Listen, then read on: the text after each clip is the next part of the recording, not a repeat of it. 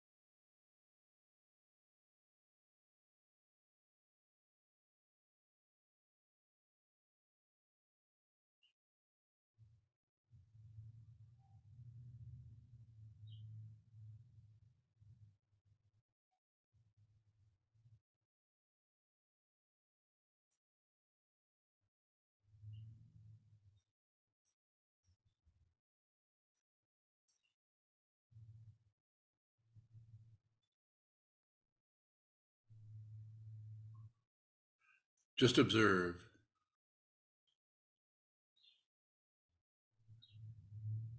If you begin to spontaneously or impulsively add, subtract, divide, judge, evaluate, gossip about anything, then just observe that.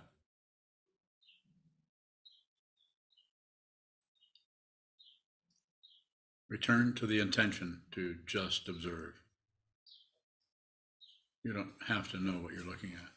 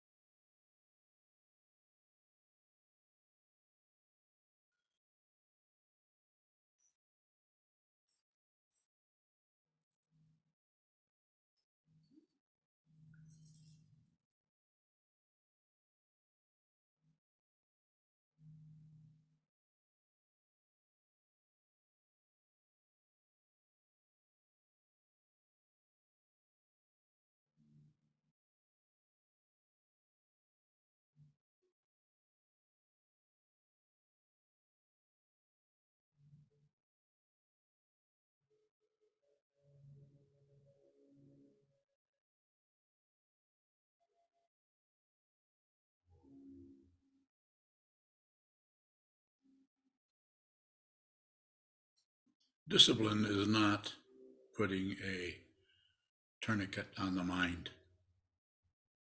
It is just watching it flow. This is discipline.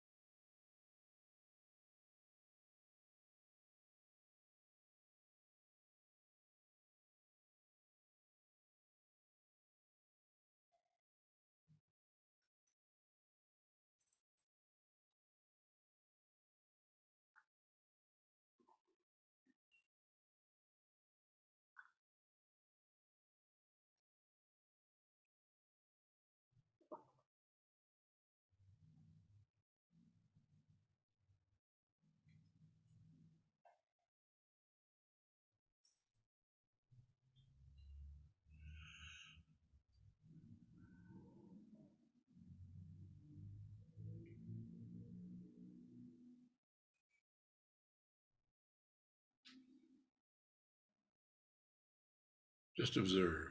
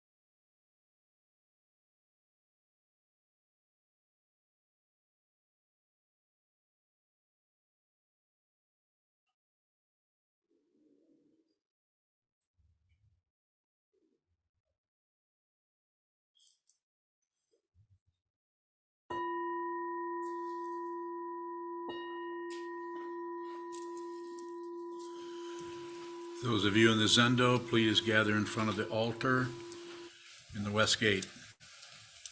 Those of you on Zoom, please face your computer screen. Thank you.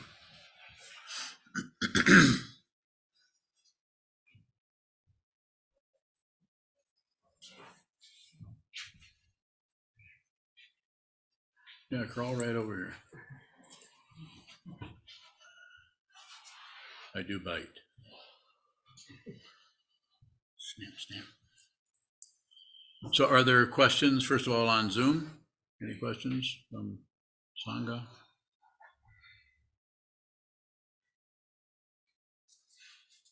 Any questions here in the Zendo? No? Yes, Gwen. How does one recognize one's own ignorance?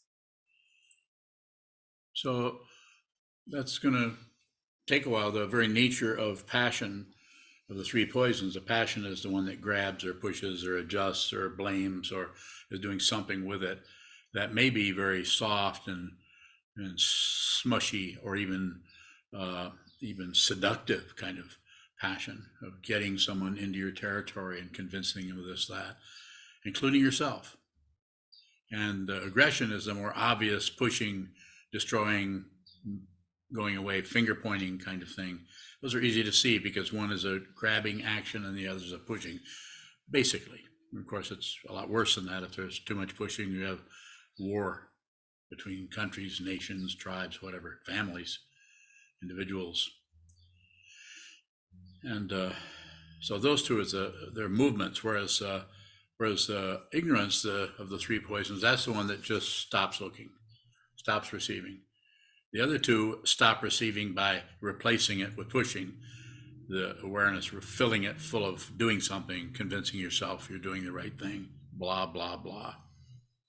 And the third one that you ask about, how do you see that?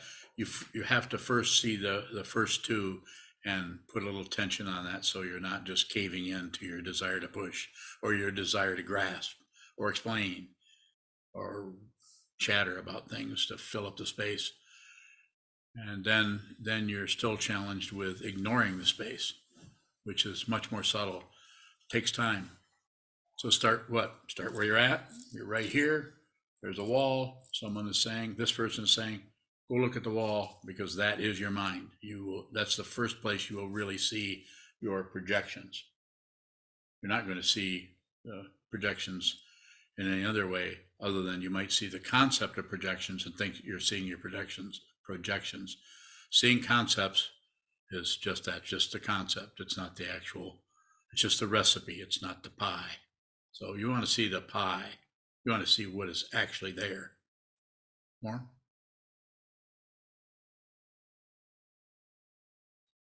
Further question in here? Zindu, go ahead.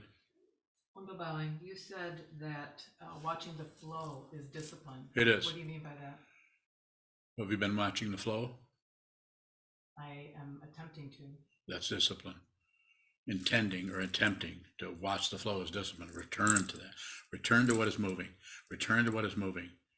Don't go in and try to maintain something in terms of the thought process or the thinking process or what arises in consciousness. If you're going to maintain anything, then to some extent, maintain the stillness of the body without struggle. If it starts to be hard, then move around. But pay attention to your body.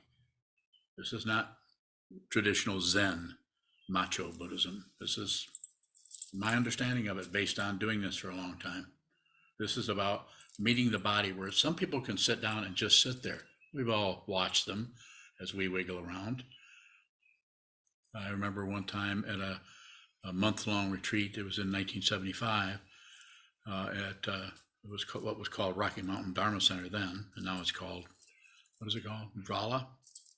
Something they've changed the name for some reason. I remember watching someone, I'm sitting here, and that time we faced each other. I guess it was to, it was too embarrassing to move around because everybody on the other side's looking at you, and then you're looking at them and they're looking at you. A month of that, 8 to 10 hours a day. I don't remember. It was a long time. And I remember one of the people there never moved. He just sat there the whole time.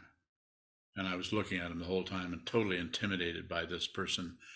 At that time, I was an old man of 32 or something like that, and he was probably 20. And I met him one time. You weren't supposed to talk at all. I had a very strong rule. Can't talk. But outside, I met him. I think I was having a smoke. And he probably was too. A lot of people smoking in those days before the price went up. But I said, how do you do that? I mean, I just was very direct, right? How do you sit? I noticed watching you, I'm on the other side, you sit so still. It's not, I don't see you move at all. And I'm wiggling and moving and shifting and adjusting. And I feel useless. I feel like I'm never going to get this. And he said, yeah, kind of offhand, I said, yeah, I know. I sit pretty still, but my mind is a mess. That kind of helped me. Oh, your mind's a mess. Okay, well, then we got that in common. So anyway, I'm saying the endeavoring to sit still is the discipline, not and maintaining it, but without the struggle, because that doesn't seem to work. That's about controlling things. I'm about seeing what it is. Most people aren't ready for this. That's why I don't have 500 students. I have a few dozen. And that's because most people are not ready to listen to this, or maybe it's because I'm not on YouTube yet. I am on YouTube, aren't I? Well, there's some reason for it. I'm not sure what. Yes. You're bowing. Sometimes you say when we're in a disagreement with someone and it gets pretty heated, you say, look at the person if they are blaming, and see what's behind that, which is suffering. Yes. What is the intent to see that suffering? How is that not condescension or feeling sorry for somebody, pity, which puts you above somebody else? Well, if you're meditating a lot, it's unlikely you're going to go into pity very much, because by seeing that, you see we have that in common. We're all suffering. The Buddha did not say some people are suffering. He said, life. Are we all alive? Is everyone here alive? If there's someone that's not alive, then raise your hand. Mark, that was too quick. You're alive, but I was saying for people that aren't alive. Any people not alive? I kind of got you there. So if you're alive, you're suffering on some level. And if you really, really feel like you're just not suffering, then you're probably covering that up in some way. And so that may be ignorance. It could be with a low level of aggression all the time, covering up. Could be passion, which may show up as any number of things. One of them is blame. If you have an emotion that rises in your mind stream, you blame anybody for it, including yourself. It's just reinforcing ego. It's not wrong. Relatively, it's kind of correct. Isn't that? That's KK, isn't that? Kind of correct? Don't answer that. And don't look at me like that. She's looking at me like, what? Is there a question somewhere else that's easier? Oh, no, go ahead. Are you bowing? Yes. Did you finish answering my question? No. What was it? How is it not condescension or pity or fake compassion? It's not if you see the suffering, because you see that everyone is suffering. Everyone. The worst person we can think of, we can all name several people on the public stage, so to speak, that look very this or that, or look very powerful, or look very, whatever they may look like, popular or magnetic or seductive or good looking. They're suffering. If they're a human being, they're suffering. But they may not know it. They may be aligning themselves with the power of positive thinking, which is a cover-up. It does not acknowledge the fundamental nature of what the Buddha pointed at. And he didn't say part-time. He didn't say that sometimes you're suffering, he didn't align it with the relativity of pain and pleasure, which is what human beings generally go towards. Well, no, sometimes we're having a really good time, so we're not suffering. That's suffering. You cannot separate those. If you separate them, very nature of confusion and ignorance, because you're denying the very nature of what this is. Consciousness. What is arising in consciousness is a manifestation of a polarity that is not true. It's relatively true. Fire's hot, water's wet, or water, as to be corrected by a young person one time, gets things wet. It's not wet in and of itself. I usually don't argue with people that are 16 years old. And dirt is hard and wind moves. More? Did I change the shape of your question, and I'll change the shape of my answer? I think you've also said you can't really cultivate compassion. So No. by looking at the suffering of apparent others, what would be that result? If you see it, you see that your emotion, your feeling, your understanding, you're not separate from them. And you won't be able to have, if you get the whole gob at once, you won't be able to withstand it. If you got the suffering of the world, your body would collapse. You wouldn't be able to handle it. So you're only going to get a little bit. But the bit that you get probably will be enough. If you can just receive, this is why the training, I need a battery connection here, please. This is why the training is to sit down and practice receiving. Don't produce anything. Stop producing.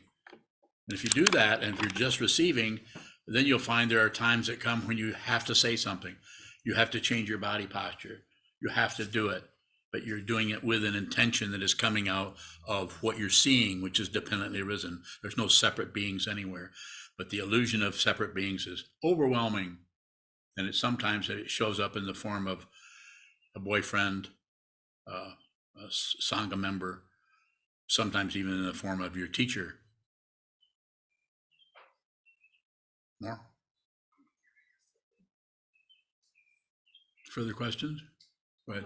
Ondo bowing. What is seeing suffering in others a level of compassion? It could be a little bit, but quite often it becomes sympathy or having pity for them or feeling sorry for them, like Muñoz was addressing. So a little bit of that. And this is what most people do. They feel sorry for other people. And what is that? If you see what's there, there may be some sympathy or some sorrow, but the overriding situation is to see our humanity together as beings who have nerve endings, and we all suffer. Everything is suffering and operating mostly out of a state of fear or hope, which is the polarity. Hope and fear are not separate from each other. If you see it, the warfare is over. The peace fair is over. I've said that many times. I'll say it again. Don't go to war. Don't go to peace. Take no position on anything. And immediately when you take a position, you not only are ignoring, but you betray it to anyone around you who can see through the whole damn charade. And there aren't many of those people that I know about. More from anybody?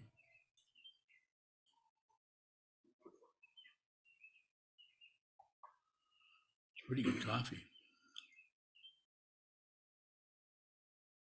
Yes, Gwen. Okay. Does hope contribute to our suffering? Is what? Hope. In a sense, it's. I'm not saying that you shouldn't hope for nice weather tomorrow. Very simple thing, or you don't. You keep getting running in a rut or something where it breaks the axle on your truck, and you think, I hope that doesn't happen again. I'm not talking about those kinds of very simple situations. I'm talking about putting a lot of pressure on hope. You have to have hope. You have to have hope, and actually forcing people through that kind of, we need to have hope. No, you need to pray into the darkness, not pray into the light. The light is fine by itself. You are the light, but you just don't know it yet. That's why you need to pray into the emptiness, into the darkness. You intend to save all beings so you can transcend this crazy world, not escape from it. If you escape, everybody escapes. Not biological appearances. More? Is there a difference between hope and faith? Faith? It's spelled different. That helps. But faith, from the Buddhist perspective, is you've looked at the Buddha's Dharma, you've listened to what it is, you realize that you can't really completely comprehend the whole thing. There's too many different teachings, and that's intentional.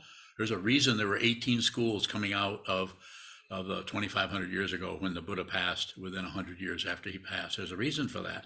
All these different people had different ideas, and they were somewhat correct. But that actually kept this whole situation alive. And that's why we actually have the Dharma appearing here 2,500 years later. So that there is a cover up happening there. It might be good to ask more about it if you haven't. Are you saying that we should have faith in the Dharma? Yeah. But that's not a belief in it.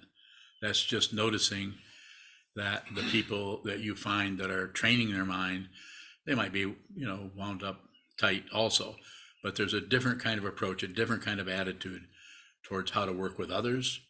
There's more kindness towards others, and more, as His Holiness Dalai Lama once said, I have to paraphrase a little bit, but I'll ask how he would define Buddhism or his religion, or maybe they said his faith, I don't know, but he said kindness. Kindness. You remember that? Yeah. How else are you going to say it? You can't really,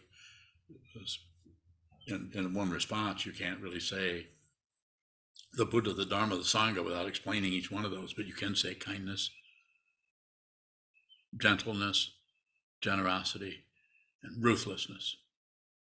Without some kind of really powerful ruthlessness, it's not going to cut through this situation. It has to be a hot knife through cold butter.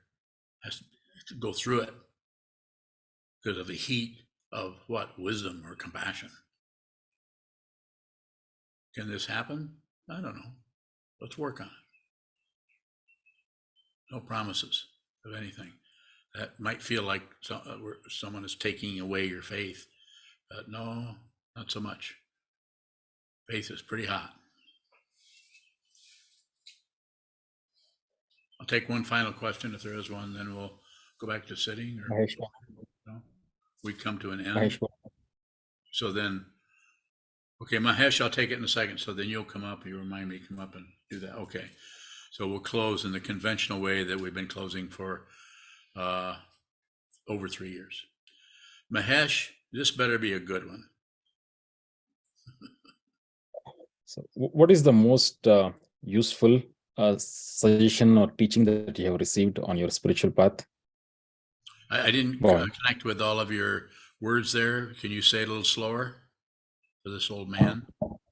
Mahesh, bowing. What is the most useful teaching that you have received on your spiritual path? Bowing. Very good. I'll do it two of them. My first teacher is train your mind, meditate. The thing that I heard the most from the Vidyadhara Trungpa Rinpoche was sit, meditate, keep sitting, keep sitting. I don't know how many times he said that personally to my face, keep sitting. And so I did a lot of that, a whole lot of it. And then what I learned from Kobun, there's two of them I'm giving you here. One is to keep sitting, train your mind. I think he saw that I was a fool, but I probably wasn't ready to receive that teaching yet. I had to wait for Kobun to come along. And what did Kobun tell me directly? Not much. Not too much directly, but indirectly, he showed me that I was a fool and I was full of myself, and showed me my self-deception. It just took a long time for me to understand the teaching of what you hear me say over and over and over. I got from Kobun directly. One teaching: observe,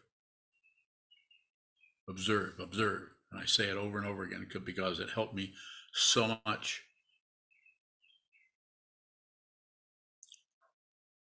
Okay, now we're going to, what was that you wanted to do? Offer the four measurables. We're going to offer the four measurables and see if we have any takers.